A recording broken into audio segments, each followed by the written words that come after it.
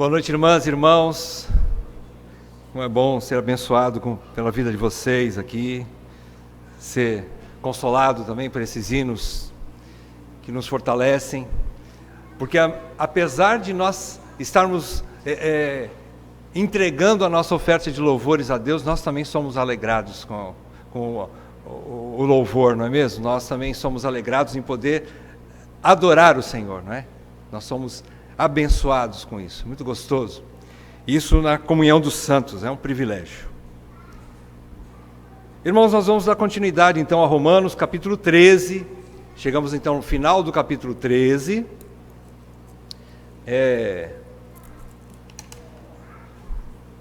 os 4 últimos versículos, capítulo 13 de Romanos, de 11 a 14, 50ª parte do estudo de Romanos, nossa exposição de Romanos, parte de número 50 já. Hoje nós vamos ver sobre o dia está próximo, aí vamos falar um pouco de escatologia, falar um pouco dos últimos dias, né? Estudo dos últimos dias. Vamos ver então Romanos 13, de 11 a 14, abram comigo. E digo isto a vós outros, que conheceis o tempo. Já é hora de vos despertardes do sono, porque a nossa salvação está agora mais perto do que quando no princípio cremos. Vai alta a noite e vem chegando o dia. Deixemos, pois, as obras das trevas e revistamo-nos das armas da luz.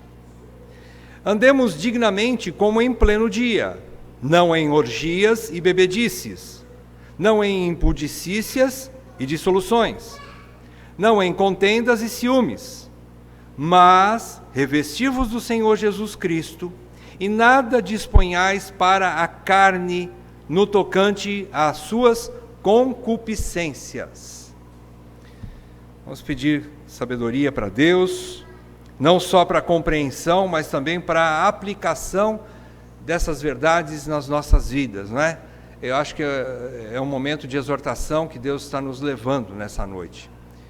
Vamos pedir isso para Deus. Senhor nosso Deus, muito obrigado, Senhor, pelo privilégio de congregar. Muito obrigado pela liberdade que temos ainda em nossa terra de podermos fazer isso. E que nós possamos fazer isso com alegria, nos esforçarmos para congregar, para estarmos aqui, porque sabemos que é com todos os santos que o Senhor manifesta a tua multiforme sabedoria. E nós queremos ouvir o Senhor nessa noite, não a voz de homens, mas a voz do Senhor. Eu peço, Pai, que o Teu Espírito Santo, o Mestre dos Mestres, Ele nos assista nessa noite. Que Ele abra a minha boca para falar e os ouvidos dos meus irmãos e o coração para ouvir. E que todos assim sejamos edificados, Senhor, que caia temor sobre a Tua igreja, que caia responsabilidade cristã sobre a Tua igreja. E que assim o Teu nome seja glorificado com o nosso viver. Nós Te pedimos isso, Senhor, em nome de Jesus. Amém, Pai. Amém. Irmãos, como eu disse, esse texto aqui mostra um pouco do fim. É um texto bastante resumido, mas muito rico. Eu vou fazer um breve resumo aqui do que nós já vimos, breve mesmo, porque nós já vimos muita coisa no livro de Romanos, né? E se eu for fazer um resumo um pouco extenso, vai ser meio extenso. Então, eu vou tentar ser o mais rápido possível para benefício de todos aqui, né? Sobre o que nós já vimos nos 11 primeiros capítulos de Romanos. Nós já vimos, por exemplo, que, falando de teologia, não falando da apresentação, óbvio, de Paulo, né? E nem do seu objetivo ao escrever a carta, mas quando ele entra no capítulo 1, versículo 18, ele começa a falar de teologia. Então, a partir dali, ele começa a falar que ninguém pode buscar a Deus, não há um justo sequer. Todos estão extraviados, homem nenhum busca a Deus. Todos pecaram e carecem da glória de Deus. A primeira coisa que ele fala, a impossibilidade do homem buscar a Deus por si só, sem Deus agir no homem. Ele mostra então a depravação total do homem, da queda. Depois Paulo fala que Deus é quem escolhe e busca os seus eleitos. Ele também os justifica unicamente pela fé em Jesus Cristo. Ele falou muito e extensivamente sobre isso. A nossa salvação, a nossa justificação é somente pela fé em Jesus Cristo. não por obras, para que ninguém se glorie. Isso já é Efésios, mas eu estou aplicando também para Romanos, ele falou sobre isso também. Então Paulo ensinou que não se alcança a aceitação de Deus pelo cumprimento da sua lei. Abraão não foi aceito assim, Davi não foi aceito assim. Ele coloca esses dois exemplos e depois ele vai mostrando que ninguém alcança a aceitação de Deus pelo cumprimento da sua lei. Mas nós somos aceitos pela graça imerecida de Deus, mediante a fé. Pela fé em Jesus Cristo, nós somos aceitos por Deus, imerecidamente. E por fim, isso tudo eu fiz um breve resumo, não foi? Vocês estão vendo que foi bastante breve, né? 11 capítulos eles falam mais ou menos sobre isso. Essa é a parte principal para a gente entrar no que Paulo vai falar agora, nessa noite. Mas ainda não terminou, capítulos 12 e comecinho do capítulo 13. O que Paulo também falou? Depois que ele colocou em 11 capítulos a sua teologia, a salvação pela graça, a justificação pela graça mediante a fé, a incapacidade do homem buscar a Deus, a eleição de Deus soberana, ele escolhe, ponto final. Depois então Paulo fala, então já que vocês são salvos, a partir do capítulo 12, entreguem-se ao Senhor.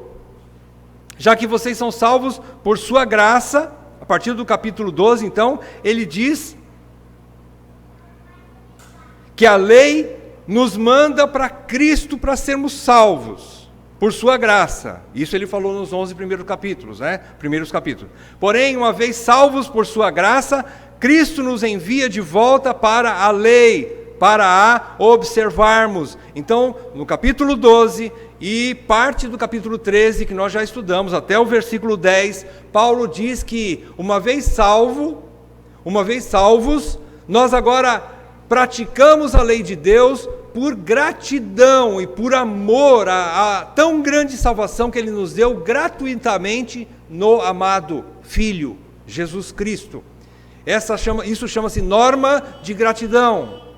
Então essa norma de gratidão, nós vivemos para a glória de Deus, vivemos para o inteiro agrado de Deus, por causa de que nós já somos salvos. Não para ser salvos. Então Paulo diz tudo isso. E ele terminou dizendo, veja o versículo 10 do capítulo 13, ele diz, o amor não pratica o mal contra o próximo, de sorte que o cumprimento da lei, nós não somos um povo sem lei. Nós não somos um povo sem lei. Nós não praticamos a lei para ser salvos. Mas uma vez salvos, nós temos regras de vida. Nós temos uma norma de vida a seguir. Deus exige do seu povo que ele seja santo como ele é santo.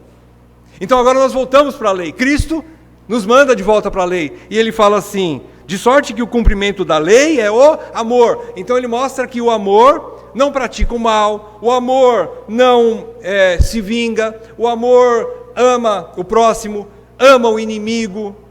E então isso é a prática da lei. Quando nós voltamos ao amor, que chama-se a lei régia, como o Tiago diz, a lei maior, a lei rainha, é amar o teu próximo como a ti mesmo. Isso deve reger a vida do crente, né? É o cumprimento da lei. Isso nós fazemos não por causa do próximo, que talvez o próximo não nos agrade muito, não é por causa disso que nós amamos. Nós amamos por obediência àquele que nos salvou, independentemente daquele que é alvo do nosso amor. Não é a questão de ser alvo ou não, merecer ou não merecer. Você também não merece ser amado. Mas nós amamos por quê? Porque Ele nos mandou. O Senhor nos ordena agora, cumpra a lei. O nosso Salvador. Então, dito isto, Paulo agora vai fazer uma espécie de um apêndice nos ensinamentos práticos que ele deu. Já começou a dar alguns ensinamentos práticos a partir do capítulo 12, não é? Ele já começa a falar que nós não devemos pensar de nós mesmos acima daquilo que convém. Não ache que você é grande coisa, né? Maior do que os outros, poder pisar na cabeça dos outros, humilhar os outros. Não, seja humilde você. Né? E ele começa, mas ele vai fazer então agora, nesse trechinho, 4 versículos aqui de 11 a 14 do capítulo 13, ele vai fazer um apêndice aqui aos seus ensinamentos práticos, e que ele estava passando não só para a igreja de Roma, né, essa prática da cristandade, da vida cristã, mas para nós também. E ele para falar de um assunto vital. E se era vital para aquele momento da igreja de Roma,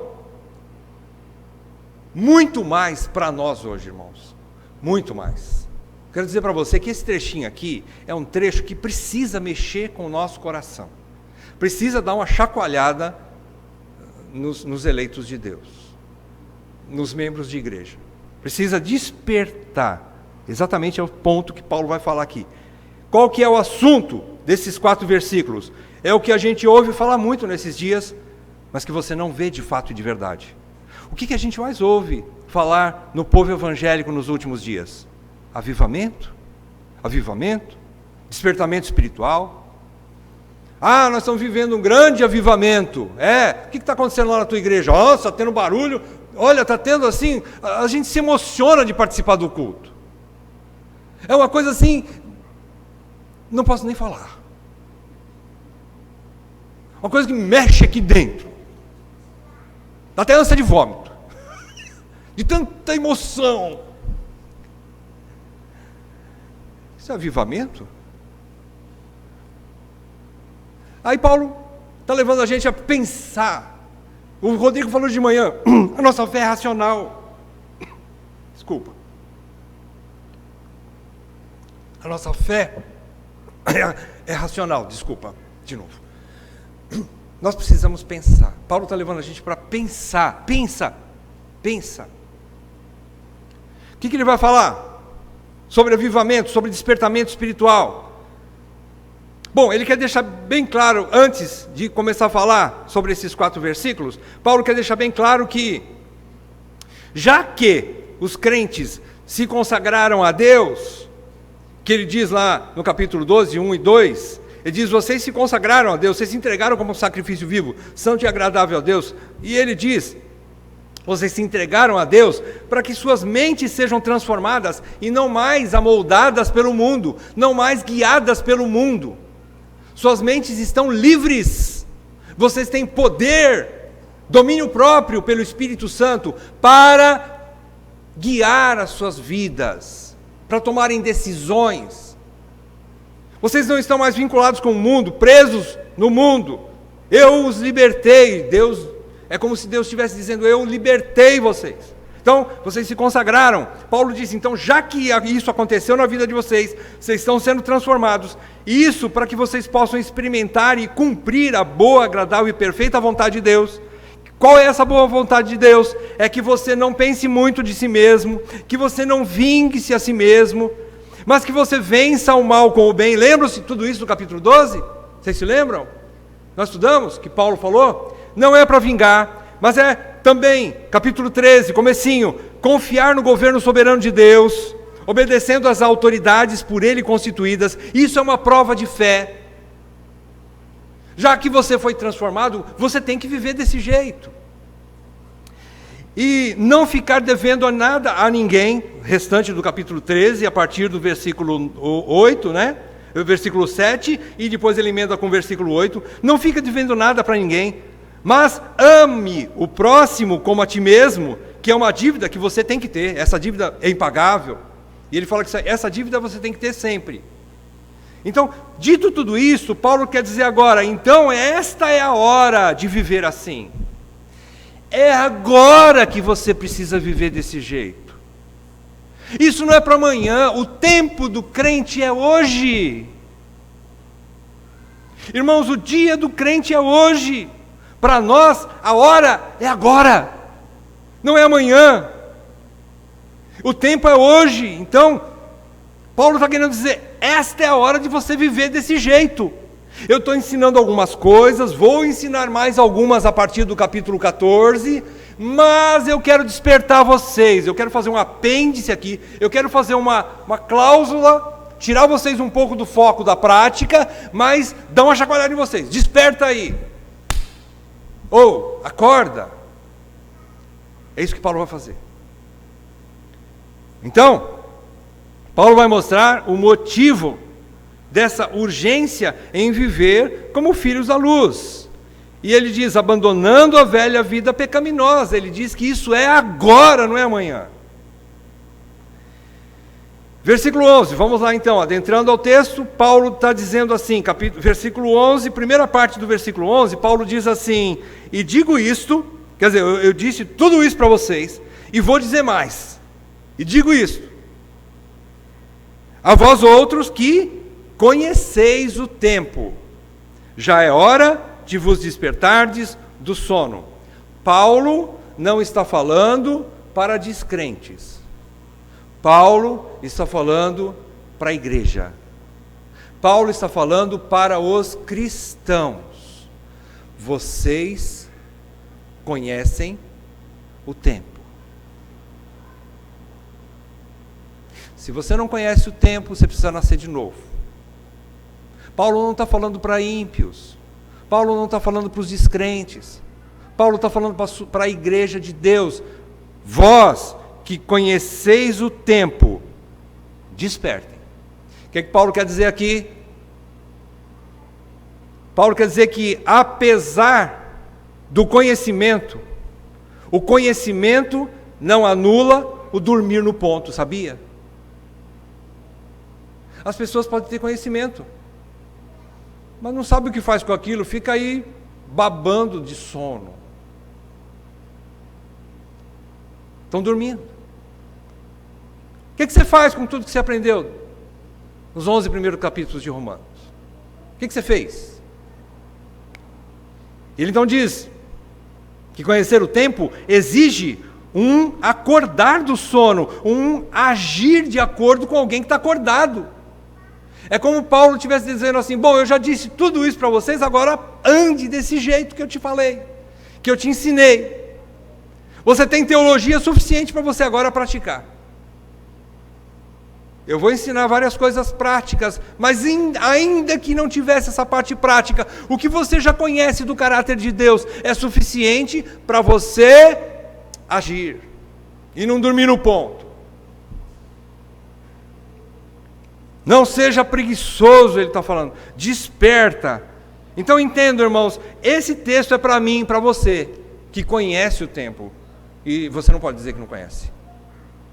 Se você foi batizado em nome de Jesus Cristo, você recebeu o Evangelho ganhou o teu coração, você disse sim ao Senhor, e você desejou ser batizado, você se agregou a uma igreja, você se filiou, e você que está caminhando com o corpo, com a igreja, você não pode dizer que não conhece o tempo. Eu vou explicar daqui a pouco o que significa isso. Então é isso, conhecer o tempo exige que você levante a sua cabeça, você saia da sua cama, você deixe a preguiça espiritual, você escove os seus dentes, passa um pente no cabelo e vai à luta. E deixa de dormir no ponto. Conhecer aqui significa saber. Conhecer é ter consciência, é perceber, é ter percepção. Então, conhecer, que Paulo diz aqui, que você conhece esse tempo, conhecer, é presenciar fatos e compreender em detalhes, é ver o mundo ao seu redor com clareza para tomar decisões, para agir como crente. E você conhece o tempo. Qual é o tempo? Eu não estou falando do tempo aqui que aconteceu uma eleição alguns anos atrás e agora a política está desse jeito e nós estamos vivendo uma época de coronavírus, nós estamos debaixo de uma quarentena. Esse é um tempo secular. Mas Deus te mostrou um tempo maior do que isso. E Ele disse para você assim, Jesus nos tem ensinado, eu vou voltar. Eu venho buscar a minha igreja. E a Bíblia cansa de dizer, já que você conhece isso, viva e se prepare para tal. Lembram-se da parábola das 10 virgens? Lembram-se que 5 eram prudentes e 5 despreparadas. A Bíblia fala que eram nécias. Significa despreparadas. Elas estavam juntas, mas 5 percebiam o tempo. A Bíblia diz que essas 5 estavam preparadas e as outras 5 não. Quando o noivo chegou, as 5 preparadas entraram, elas estavam apercebidas do tempo. Elas não estavam dormindo no ponto, elas não estavam dormindo, elas despertaram, estavam cheias do óleo. Não significa Espírito Santo, porque as outras também tinham um pouco. É outras coisas. Significa simplesmente que elas estavam preparadas. Estavam prontas, e quando o noivo chegou, elas entraram para as bodas. E as outras, quando bateram na porta, o noivo disse, elas disseram, Senhor, Senhor, deixa-nos entrar também. E o noivo disse, eu não vos conheço. Elas não tiveram intimidade com o noivo. Elas não conheceram o noivo. E o noivo não as conheceu. Bom, então conhecer é isso, é ter essa percepção do mundo que está ao seu redor. É saber que o Senhor pode voltar a qualquer momento. Ele pode voltar daqui meia hora, Ele pode voltar daqui 15 minutos, Ele pode voltar daqui 1 ano, daqui 100 anos, nós não sabemos. Cabe a nós estar prontos quando? Me respondam. Hoje.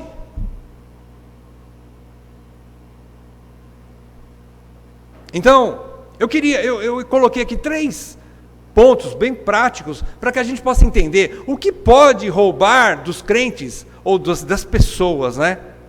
A percepção do tempo. O que pode nos roubar esse conhecimento ou estar apercebido do tempo? O que pode nos roubar? Primeiro lugar, eu coloquei aqui tem mais coisas, tá? E você pode, muito mais inteligente do que eu, vocês podem perceber mais coisas, né? Eu coloquei só 3 para a gente fazer um resumo. Eu creio que essas 3 são as principais. Primeira coisa que nos rouba a percepção do tempo são as perseguições, as tribulações, as perdas, as dores, as doenças, as brigas, os relacionamentos quebrados, as raízes de amargura que nós acumulamos em nossos corações, as tristezas da nossa alma por não perdoar, as tristezas da nossa alma por passarmos por problemas que parecem insolúveis, as dores da nossa alma.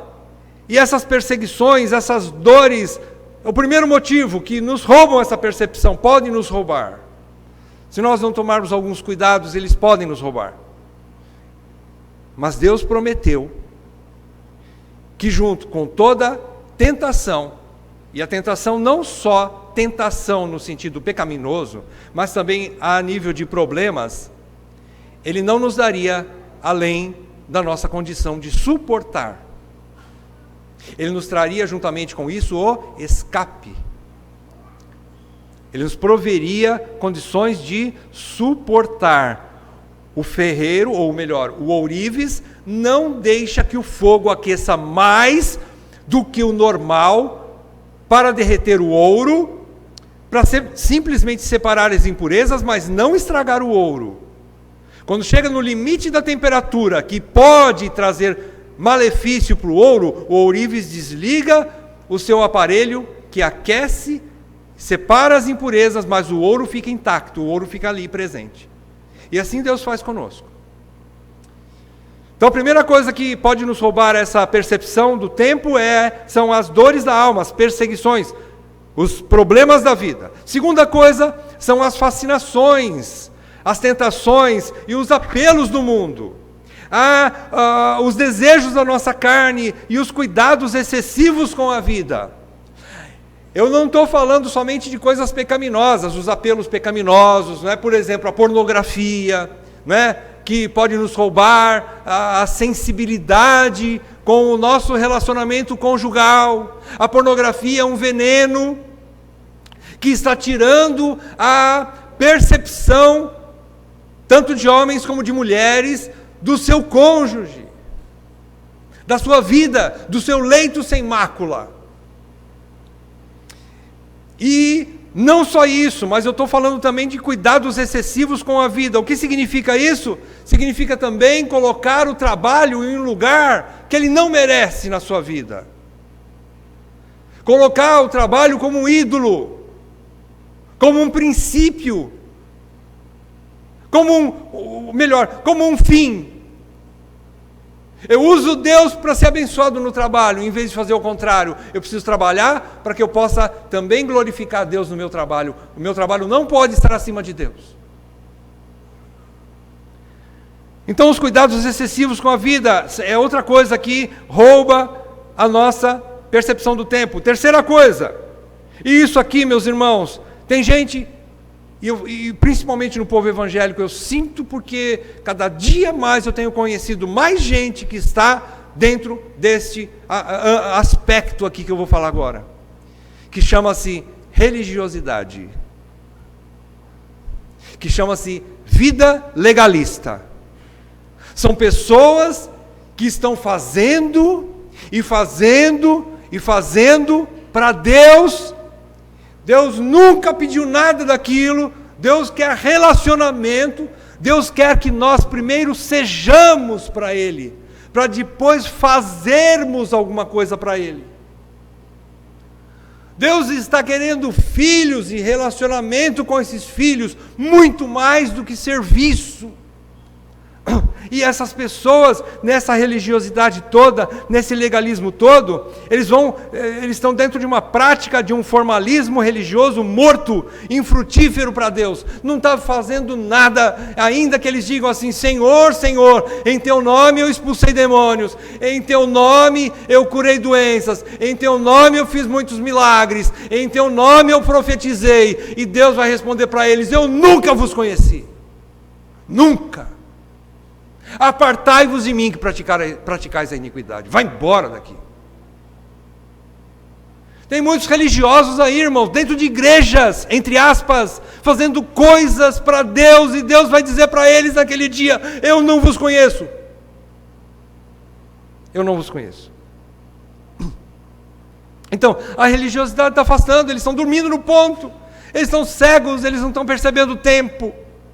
Muitos irmãos, que eu nem sei se posso chamar de irmãos mais, eu já estou confuso, dói o coração. Muitas pessoas estão nesse sistema religioso diabólico. Abram comigo Êxodo capítulo 5, de 6 a 9. Êxodo 5, de 6 a 9. Eu quero só deixar vamos fazer uma...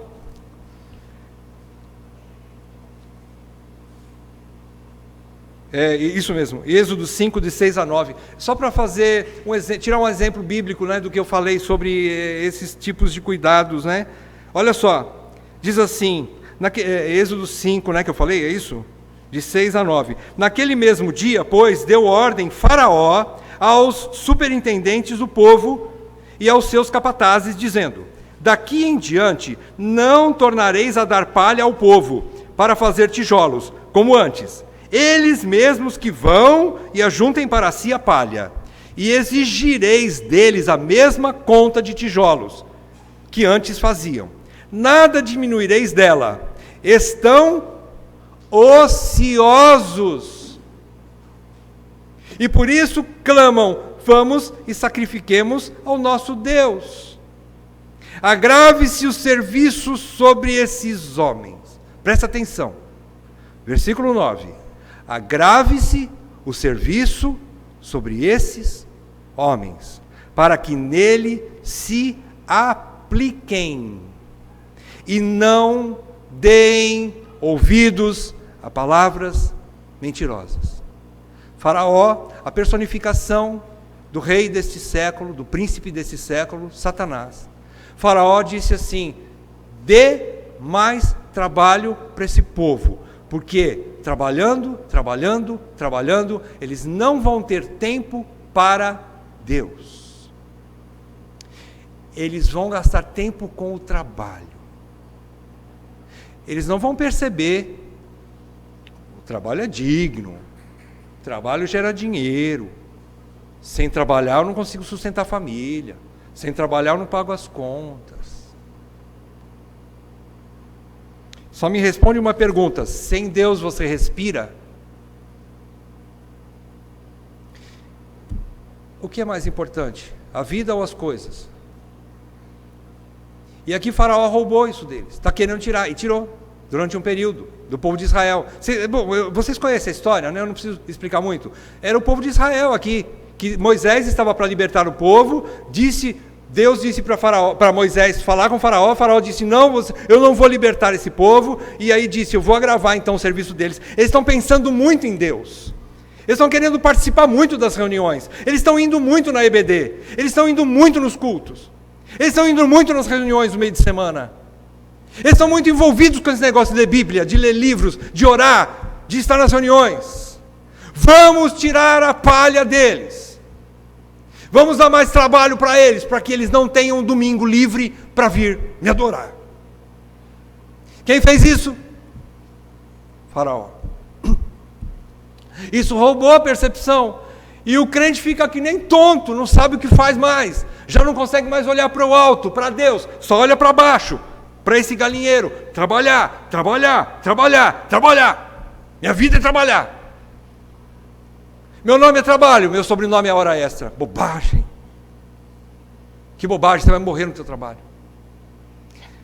Então, segundo ponto, agora Paulo vai dar no versículo 11, final do versículo 11, o motivo para que, por causa dessa necessidade de conhecimento do tempo e do despertar do sono. Qual é o motivo? No final do versículo 11. Por quê? Olha só o motivo, porque a nossa salvação está agora mais perto do que quando no princípio cremos. Agora a salvação está mais perto. Espera aí, você é calvinista ou não é? Você é reformado ou não é? Que negócio é esse de salvação? Eu já sou salvo. Sim, você é salvo, mas também você está sendo salvo, e também você será salvo. Rapaz, agora você me confundiu. Agora você puxou minha muleta. O que Paulo está querendo dizer aqui? Qual salvação é essa que Paulo está querendo fazer? Uma vez salvo, salvo para sempre. Paulo, explica isso aí. Que a nossa salvação está agora mais perto. Eu já não sou salvo. Bom, em teologia, nós aprendemos o seguinte. Isso explica-se da seguinte forma. Que nós estamos vivendo nos últimos tempos, nós estamos vivendo nos últimos dias, nós já estamos vivendo nesse período que chama-se últimos dias. Escatologicamente, esse é o último tempo da história da criação. Quando começou esse período? Com a vinda de Cristo. Quando terminará esse período dos últimos dias? Na volta de Cristo. Esse período já é os últimos dias, ou o dia do Senhor, tanto faz. A Bíblia fala em dois nomes. Então, nessa fase, nesses últimos dias, entre a primeira vinda de Cristo e a sua volta, que são chamados os últimos tempos, nós estamos numa fase, a igreja está dentro de uma fase, chamada fase do já, mas ainda não. Já, mas ainda não. Por exemplo, o reino de Deus já veio ou não? O que é que João Batista pregava? E Jesus também pregou igualzinho João Batista. O reino de Deus é chegado. Portanto, arrependei-vos. Não é isso que Jesus e João Batista pregaram? Então o reino de Deus já veio, não é? Já veio. Jesus veio em carne e osso aqui para mostrar, o reino de Deus veio. Só que ele ainda não veio em sua plenitude. Por quê? Porque ele voltará em sua glória, eliminará os seus inimigos e reinará com a sua igreja no novo céus e nova terra. E aí então o reino de Deus será estabelecido plenamente. Já não vai haver mais pecado, nem dor, nem luta, e somente sobreviverão e não serão lançados no fogo do inferno os eleitos de Deus junto com o seu Deus. E eles adorarão junto com os santos anjos por toda a eternidade. Aí o reino de Deus será plenamente estabelecido. Plenamente. Você é salvo ou não é salvo? Sim, você tem que dizer, eu sou salvo. Se alguém perguntar assim, você é perfeito? Não, não sou perfeito. E você foi salvo do quê? Eu fui salvo da condenação do pecado. Quando que você e eu fomos salvos da condenação do pecado? Quando nós fomos justificados. Quando nós cremos. Agora eu não vou mais para o inferno, você não vai mais para o inferno. Pela fé, eu criei no Senhor Jesus Cristo, fui justificado, então eu já fui salvo do pecado, da sua condenação. Ok? Entendam isso. Fui salvo da condenação do pecado. Deus não vai mais me lançar no fogo do inferno. Mas existe um dia. Ele diz aqui, é o dia. Perdão, Paulo está dizendo que nós já fomos salvos da condenação, ele já explicou sobre a justificação. Nós estamos sendo salvos do poder do pecado. O que chama-se salvação do poder do pecado? Que ele ainda está em nós, o pecado. Nós temos a natureza caída ainda. Chama-se santificação. Isso é um processo. Quando que ela vai acabar? Quando o Senhor voltar ou quando nós morrermos e Ele nos recolher. Vai terminar no último suspiro das nossas vidas. Não é? E aí então nós vamos receber um novo corpo glorioso. Aí já é a terceira parte. Então, primeira parte já aconteceu, é consumado. Já estou salvo da condenação do pecado. Ainda estou sendo salvo do poder do pecado. Só que agora eu tenho outro poder em mim, que é o Espírito Santo, que me capacita a não cair mais em tentação. Então, quando você cair em tentação, quando você cair em pecado por causa da tentação, não diga que a culpa é de Deus, que a culpa é daquela mulher que estava nua e te chamou, que a culpa é daquela garrafa de pinga que estava muito gostosa lá te chamando. Não ponha a culpa nos outros, porque nós pecamos pela nossa própria concupiscência. E você tem poder de rejeitar o chamado do pecado.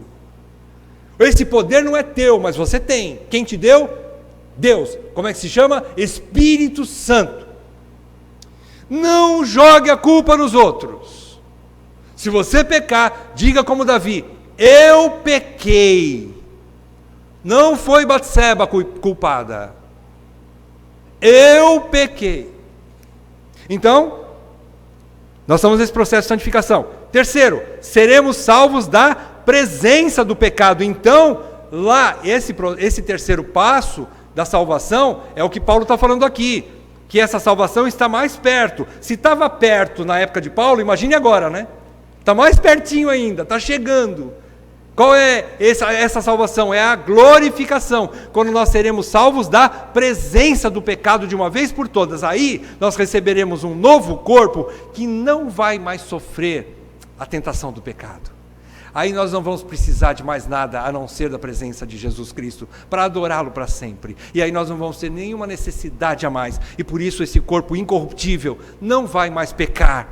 Aleluia! Você sabe o que é isso? Você consegue perceber isso? Não, nós não conseguimos, porque nós não nascemos assim. Nós nascemos com pecado. E você nem sabe, nem eu. Nunca saberemos, ou melhor, um dia saberemos o que é isso, quando a gente for transformado. Desse corpo corruptível, pecaminoso, para um incorruptível. Não peca mais. A presença do pecado não se faz mais. O pecado não se faz mais presente na minha vida.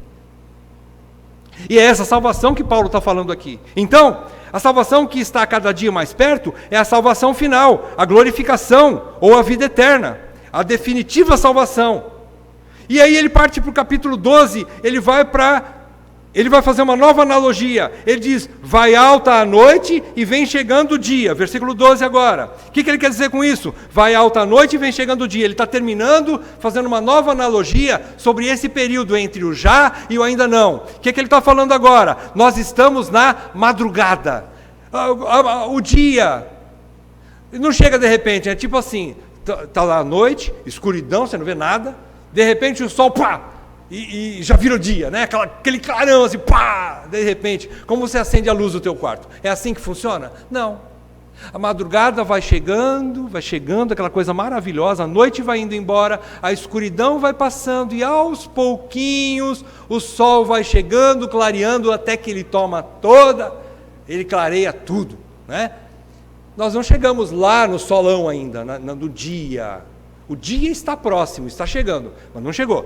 Nós estamos no período entre o já e o ainda não. A noite já passou. O que é que significa isso? A minha vida de pecado, de trevas, já passou. Mas o dia ainda não chegou. Eu estou no período da madrugada. Já está começando a clarear, mas ainda não clareou totalmente.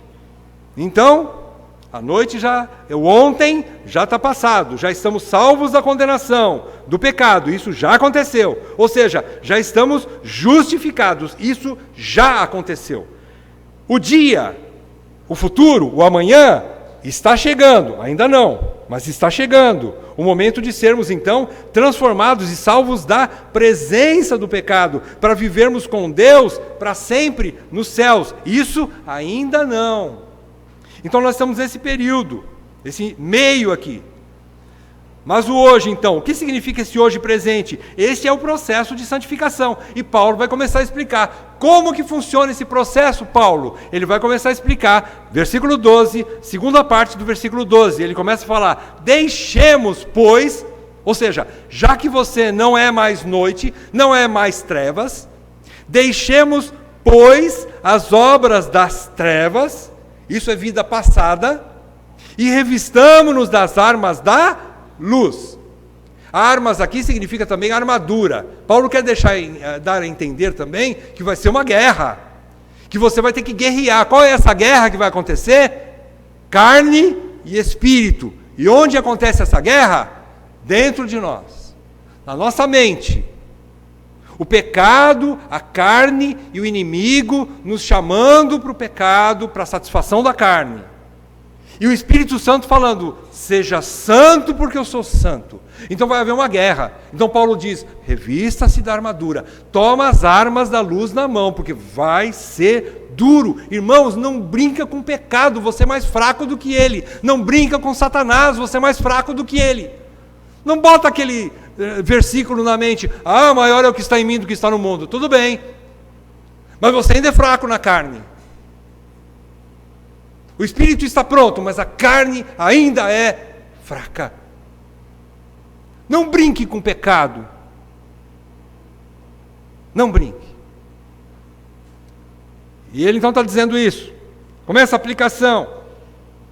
Segunda parte do versículo 12. Ele então está dizendo, revista-se das armas da luz e deixa as trevas para lá. Ele está querendo dizer que abandonar a vida de pecado, de trevas, de noite, e revestir-se da armadura da luz, ele quer dizer que é um viver agora. Por isso que Paulo diz, desperta hoje, já é hora de você praticar isso aqui. Versículo 11 ainda, né? Voltando lá, já é hora de você deixar o pecado, as trevas, e viver como filho da luz. E ele está querendo dizer o seguinte, é um viver agora radicalmente diferente do outrora. É viver uma nova vida, é ser radical. Você quer ser radical? Seja santo. Eu digo isso especialmente para os jovens que brincam, flertam com o pecado. Eu rogo que Deus crie nesses jovens temor de Deus. Porque só o temor pode livrá-los do pecado. Não é papai, mamãe, nem varinha. Se Deus não colocar temor de Deus em seu coração, meu jovem, minha jovem, você não é nada. Você não se segura.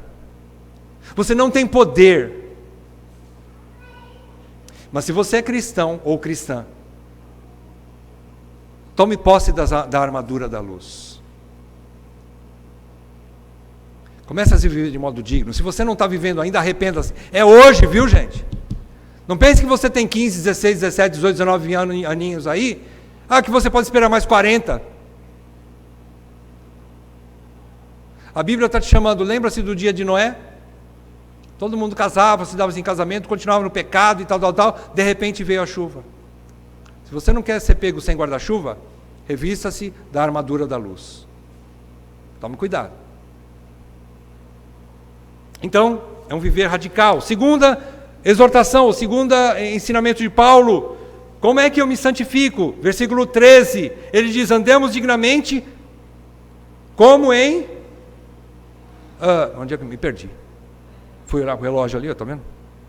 Andemos dignamente como em pleno dia, não em orgias e bebedices, não em impudicícias e dissoluções, não em contendas e ciúmes. Olha o que Paulo está falando. Ele está falando o seguinte: andar dignamente é de dia, é de luz, você é filho da luz. Significa então praticar as virtudes. E ele não especifica as virtudes, ele especifica os pecados. Perceberam?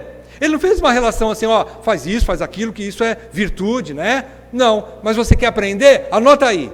Estude em casa, Gálatas, capítulo 5, de 16 a 26. Estude, mete isso na tua cabeça. Gálatas 5, de 16 a 26. Significa então que Paulo está falando para andar dignamente, que é os frutos, ter frutos do Espírito na sua vida. Ande dignamente, ou seja, tenha as virtudes de santidade que você conhece, e não permaneça nas obras da carne. É isso que Paulo está querendo dizer aqui no versículo 13. E ele coloca algumas obras da carne, como lá você vai estudar. Eu sei que você é obediente, Gálatas 5, 16 a 26, eu sei que você vai ler, tá? Eu sei. Eu estou brincando, eu não sei. Mas para o teu bem eu peço, leia. Para o teu bem, não para o meu. Se você não quiser ler, problema teu. Mas eu sugiro para você, leia. Leia.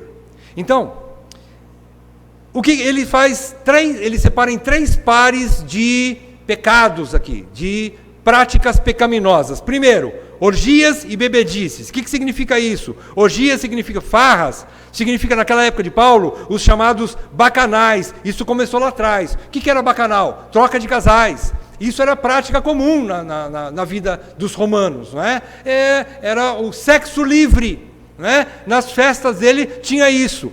E bebedice. Bebedice inclui glutonaria também, mas principalmente a embriaguez. Por quê? Eles bebiam tanto, mas bebiam tanto, que eles ficavam meio adormecidos. Por isso que Paulo usa a metáfora, né? Despertem. Por quê? Porque o risco da igreja era a cultura daquela época de beber tanto para praticar um sexo ou pecados tão graves que eles nem percebiam, eles estavam amortecidos. Eles estavam desapercebidos. Eles bebiam para não ter consciência, para a consciência deles não acusar. Não faça isso, não faça isso, não faça isso. Então eles enchiam a cara e ó, pecado, bacanais, festas, orgias. Prática romana. Paulo diz, isso não deve fazer parte da sua vida. Segundo par de práticas pecaminosas, impudicícias e dissoluções. O que são? São imoralidades. Impudicícias são imoralidades ou corrupção a ponto de fazer coisas para conquistar alguma coisa para si de forma ilegal. Corrupção. E também falta de pudor ou indecência. Dissolução significa falta de pudor ou indecência no comportamento e na apresentação. Eles viviam numa sociedade onde eles se apresentavam com roupas depravadas. Pensa que é só hoje? Hoje só piorou. Mas já era naquela época. Comportamento sem pudor nenhum. Tipo assim, eu sou dona do meu nariz, eu visto a roupa que eu quero, se é que eu vou pôr roupa. Nicodemos fala, né, que existem algumas saias que tinha, na época dele tinha a saia, depois um pouco mais para frente tinha a mini saia, e agora tem uma outra menorzinha que chama pra que saia? Para que por saia? Se está mostrando tudo, né? Mais ou menos isso. Então ele está falando que isso são as impudicícias de dissoluções. Terceiro par de coisas pecaminosas, práticas pecaminosas. Contendas e ciúmes. O que são contendas? Contendas são brigas, são pessoas que não perdoam, pessoas que gostam de arrumar encrenca, que gostam de ter contendas com os outros, né? Gostam de arrumar, sabe aquela pessoa, né? Aquele ditado caipira, né? Que a gente aprendeu, né? Eu dou um boi para não entrar numa briga, mas dou uma boiada para não sair. Eu gosto de um quebra-pau. Eu gosto de uma briguinha. Nós somos pessoas bravas, né? Tem gente que, mesmo cristão, ainda não aprendeu o caminho da mansidão. Então aqui ele está falando, Deixa disso, meu irmão, minha irmã. Sem brigas, né? Contendas. E ciúmes. O que é ciúmes? Ciúmes é querer aquilo que você já tem, mas você quer o do outro. É ter ciúmes. Inveja. É alguma coisa tipo assim: eu não posso ver a alegria do outro, eu tenho que roubar essa alegria dele. Você não fica contente enquanto você não vê o outro se lascando. Ciúmes é olhar para a alegria do outro e você não conseguir se alegrar com os que se alegram. Ter ciúme do cara. Ele foi elogiado. Por que eu não fui elogiado? Tipo Caim, né? Deus aceitou a oferta de Abel, não aceitou a minha. Então vou matar Caim, vou matar Abel. É isso que você faz no teu coração quando você mantém contendas e não sabe perdoar, e você é ciumento, você é invejoso. Então é isso que Paulo está falando aqui. Depois que ele colocou tudo bem prático, versículo 13, ele fecha. Versículo 14. Qual é a arma para tudo isso? Revesti-vos do Senhor Jesus Cristo, e nada disponhais para a carne no tocante às suas concupiscências. Paulo está querendo dizer, então, revista-se do Senhor Jesus Cristo, e não se submeta mais aos desejos da carne. Qual carne é essa? Aquela que você vai comprar no açougue? Não. Carne é a sua natureza, o eu, o seu eu. Não se disponha ao seu eu. O nosso maior inimigo não é Satanás. O nosso maior inimigo é o nosso eu. Ele quer tomar o lugar de Cristo no seu coração. Então, Paulo está falando, quando ele coloca Senhor, o Kyrios aqui, revista-se do Kyrios Jesus Cristo, ele está querendo dizer assim, que esse Kyrios tem que ser o dono da sua vida, e não mais a sua carne. Nada dispõe a carne, não se submeta mais à carne, mas assuma a sua submissão a Cristo. Paulo está querendo dizer o seguinte: não diga só que Jesus Cristo é o meu Salvador, isso é muito bonito, mas diga também, Jesus Cristo é o meu Salvador e Senhor. Ele é o Kyrios da minha vida. Ele é o dono da minha vida. Então, é tirar o eu do comando da nossa vida e colocar Jesus como Senhor da nossa vida. É viver como Cristo. O que é que Cristo manda? Ele manda que nós vivamos como Ele viveu.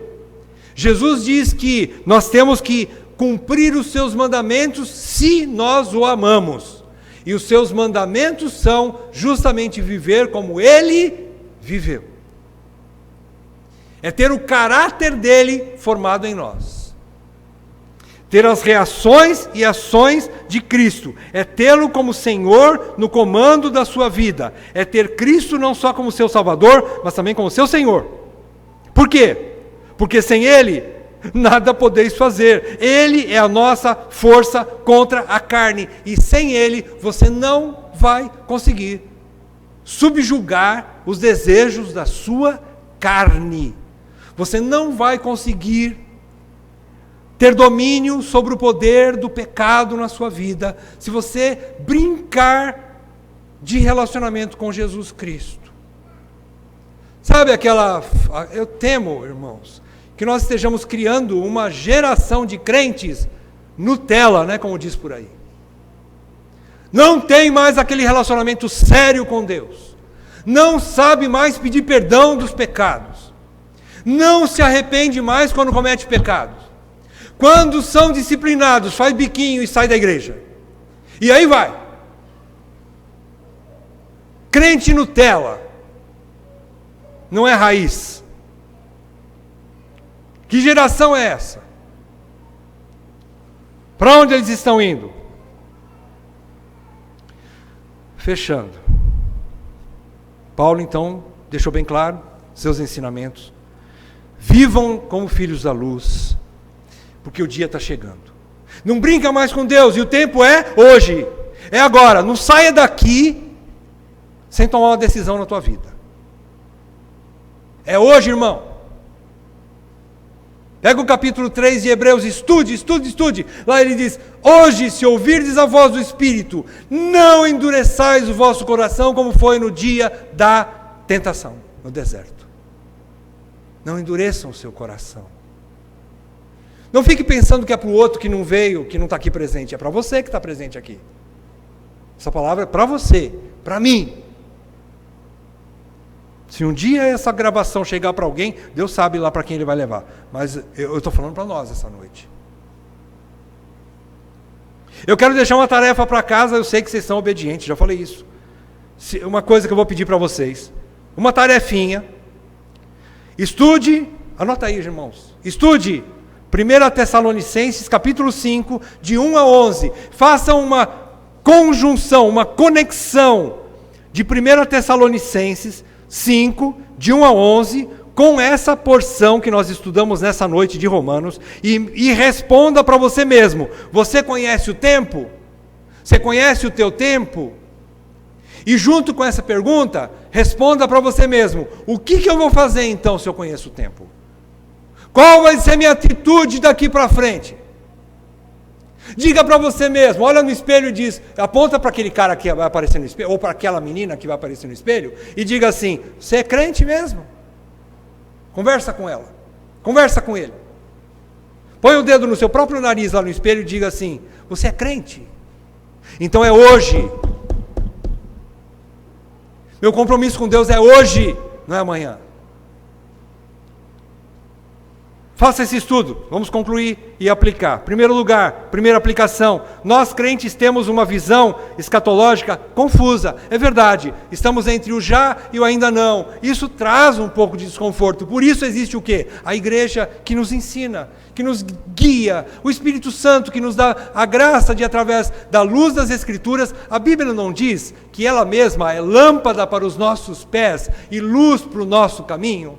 Então ela vai nos guiar em toda a verdade, com o Espírito Santo, não é? Nós não vamos ficar sem a placa dizendo: é para lá que você vai, é para lá que você tem que andar, é para frente que você vai. A Bíblia fala, ela vai nos guiar. Então, nós estamos ainda um pouco confusos entre o já e ainda não, e nós procrastinamos então, e somos frouxos no que é urgente, mas temos urgência do que não é eterno. Vocês já perceberam?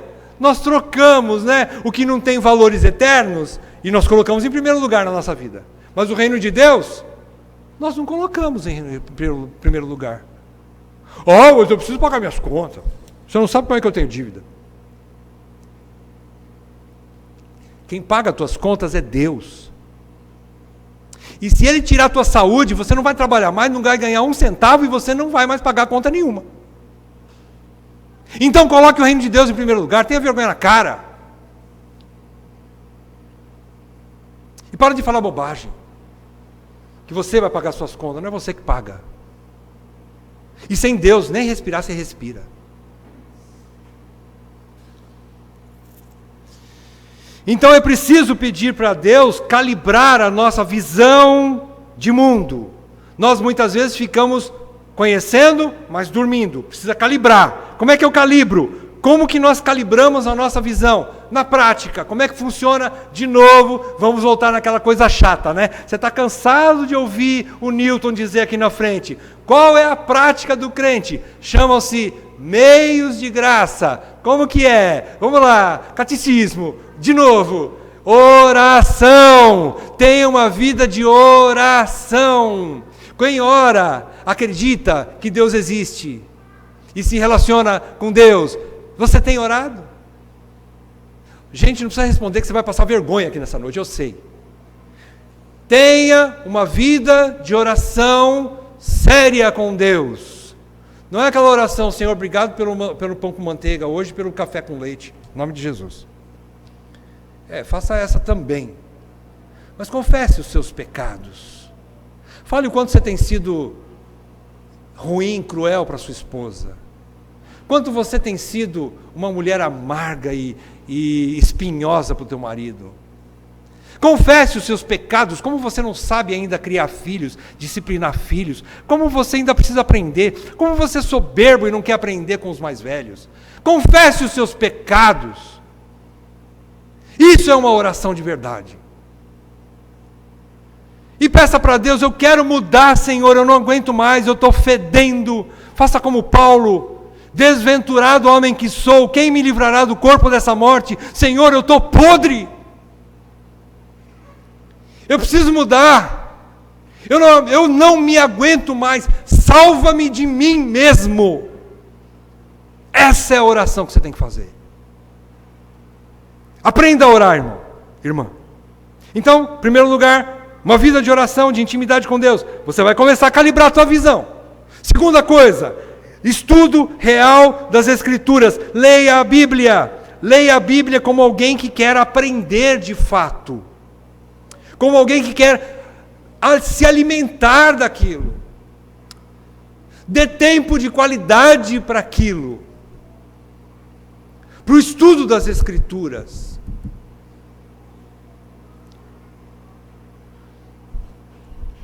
Outro meio de graça: dê um envolvimento real, ou tenha um envolvimento real com a sua igreja local. Com a sua igreja local, tenha um envolvimento. Irmãos, um membro sozinho não desenvolve sozinho. Um galho sozinho, que não se envolve com o corpo, com a árvore, ele seca. Tenha um envolvimento com a igreja. Não venha aqui religiosamente, só sentar, ouvir e ir embora. Sentar, ouvir e ir embora. Coloque em prática isso na sua vida. E envolva-se com os outros. Ah, mas o pessoal lá é chato. Eu sei, mas você também é. E nós vamos... É isso que nos une. Gente chata vivendo com gente chata. E o amor vai nos permeando para que nós possamos crescer na graça. Se você vivesse num ambiente que não existe, mas num ambiente todo mundo bonitinho, igualzinho você não ia crescer. Você quer um ambiente desse? Vai lá para a PAI. Você não é retardado, eu sei disso.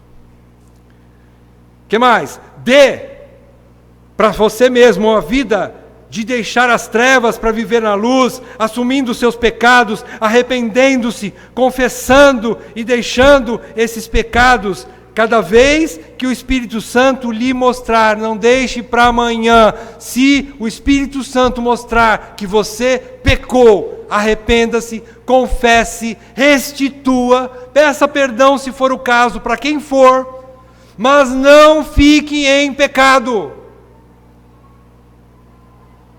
Esses são os meios de graça. Você vai calibrar a tua visão, você vai estar percebido e você vai ser como uma virgem sábia, prudente, preparada, cheia do óleo.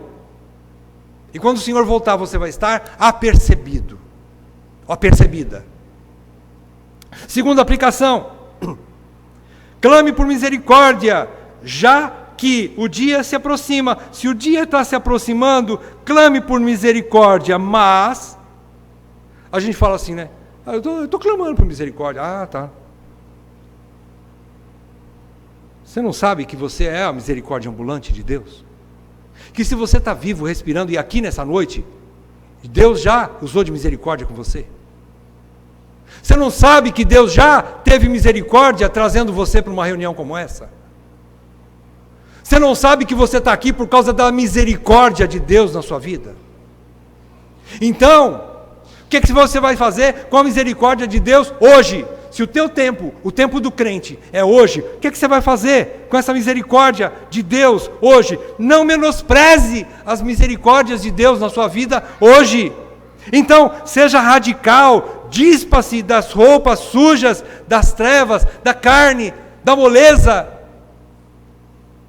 Desperte do sono. Acorda, irmão, irmã, toma uma decisão na tua vida e diz assim: eu quero ser radical. Eu quero ser um crente radical. Não brinca mais com Deus. Deus já está usando de misericórdia há muito tempo com você. Sabia? É porque você ainda não foi consumido. É a prova de que Deus está usando de misericórdia com você, é que você ainda está respirando aí, sentado aí, ouvindo. Então não jogue esse tempo de misericórdia fora. Mas vista-se das roupas brancas da santidade, da justiça e da luz. Irmãos, a nossa salvação implica na nossa santificação. Sem a santificação, ninguém verá o Senhor. Se você não se santificar, você não verá o Senhor. Não brinque com isso. Vista-se de Cristo, porque ninguém estará com o Cordeiro, se não vestir-se das vestes do Cordeiro. Quando? Quando, virgens? Respondam, virgens. Quando você tem que se vestir do Cordeiro? Hoje! Se você não se vestir do Cordeiro hoje, amanhã pode ser tarde.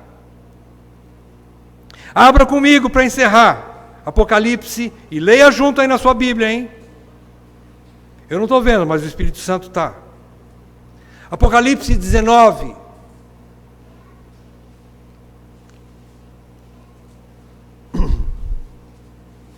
De 6 a 8. Apocalipse 19, 6 a 8. Eu vou ler, você só acompanha com seus olhos. Não eu, a Bíblia, né? Versículo 6. Então, ouvi uma como voz de numerosa multidão, como de muitas águas e como de fortes trovões, dizendo: Aleluia! Pois reina o Senhor, nosso Deus, o Todo-Poderoso.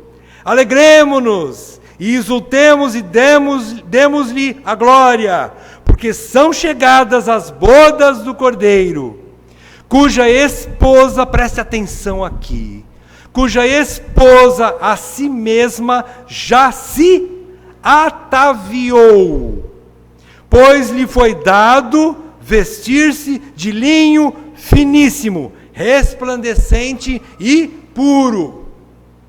Por quê? Porque o linho finíssimo são os atos de justiça dos santos. Significa que os santos são santos. Se santificam. Despem-se das trevas, vestem-se da luz, vestem-se da roupa de santidade, lutam contra o pecado. E por fim, estarão lá com o Cordeiro, cantando, aleluia, o nosso Deus reina. Esse Cordeiro maravilhoso que me salvou, foi a minha força para eu chegar até aqui. E estarão lá. Então, a noiva, que é a igreja, a noiva aqui, a esposa, perdão, aqui é a igreja. A igreja só vai estar lá e estará, talvez você e eu não, Deus nos livre disso. Mas só estarão aqueles que se santificarem e que se vestirem de vestes de núpcias, que é a santidade. Não deixe para amanhã colocar a roupa do Cordeiro. Vista-se hoje de Jesus Cristo. E não dê mais ocasião à carne. Não deixe ela mais te dominar. Para o teu bem e para a glória de Deus. Antes de fazer uma oração, eu quero dizer para os irmãos que nós vamos participar da ceia agora. Quero dizer para os irmãos, participem da ceia. Se você vai participar da... Preste bem atenção.